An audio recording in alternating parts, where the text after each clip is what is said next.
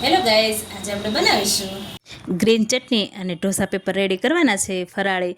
તેના માટે આપણે ધાણા ધોઈને લઈ લીધા છે એક મિક્સર જારમાં, થોડું ટોપરું લીધેલું છે, 1 થી 2 મરચાં એડ કરેલા છે, આદુનો ટુકડો એડ કરેલો છે, સિંગદાણાને શેકીને ફોતરા ઉખેડીને તે થોડા એડ કરેલા છે, સ્વાદ મુજબ મીઠું એડ કરેલું છે અને અડધું લીંબુનો રસ એડ કરેલો છે, થોડા બરફ એડ કરેલા છે અને થોડું પાણી નાખીને આપણે સરસ એવી પેસ્ટ રેડી કરી લઈશું. તમારે સ્મૂથ પેસ્ટ જોતી હોય તો સ્મૂથ પણ બનાવી શકો છો. અત્યારે આપણે દરદરી પેસ્ટ રેડી કરી છે.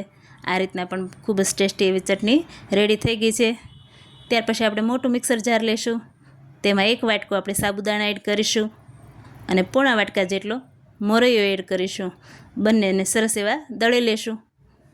મિક્સરમાં આપણે થોડો કણીદાર રહે છે એટલા માટે તમે જોઈ શકો છો આ રીતના આપણે કરકરો લોટ દળાણો હોય એ રીતના દળાઈ ગયું છે.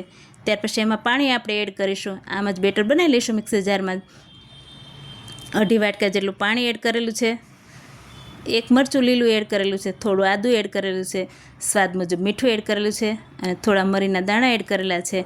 તમે વડાગરું મીઠું કે કોઈ ફરાળી મીઠું ખાતા હોય તો તે એડ કરવાનું છે. અત્યારે અમે નોર્મલ મીઠું નાખેલું છે. તો આ રીતના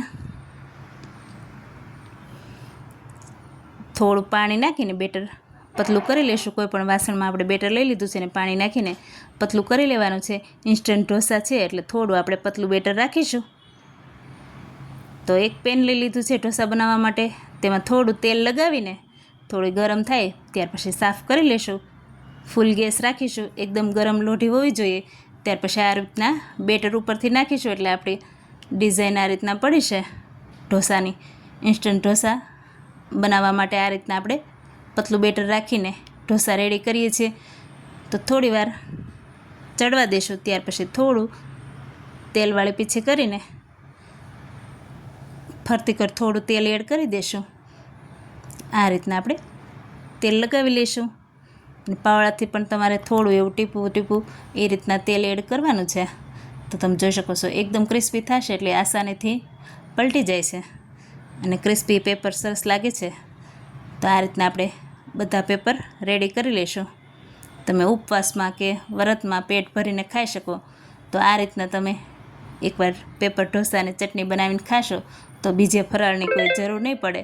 અને બટાકાની સૂકી ભાજી પણ સાથે તમારે બનાવવી હોય તો પણ તમે બનાવી શકો છો.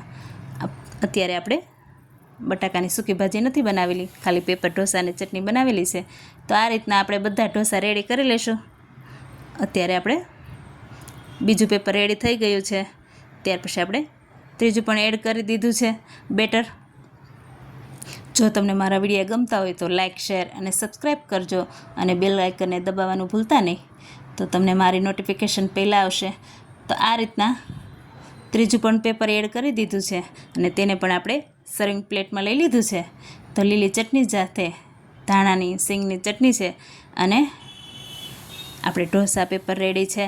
તમે સૂકી ભાજી પણ એડ કરી શકો છો. તમે જોઈ શકો છો કેટલા સરસ ઢોસા રેડી થયા છે. ખૂબ જ ટેસ્ટી છે અને ક્રન્ચી પણ છે. એવા ઢોસા રેડી કરવાના છે. આ રીતના તમે એકવાર જરૂર ટ્રાય કરજો. તમને તોડીને પણ બતાવું છું કેટલા સરસ એવા ઢોસા રેડી થયા છે, જાળીદાર અને ક્રન્ચી. તમને સોફ્ટ ભાવતા હોય તો સોફ્ટ પણ રાખી શકો છો. અત્યારે આપણે ક્રન્ચી બનાવેલા છે, ચટણી સાથે સર્વ કર્યા છે. ખૂબ જ ટેસ્ટી છે. Thank you.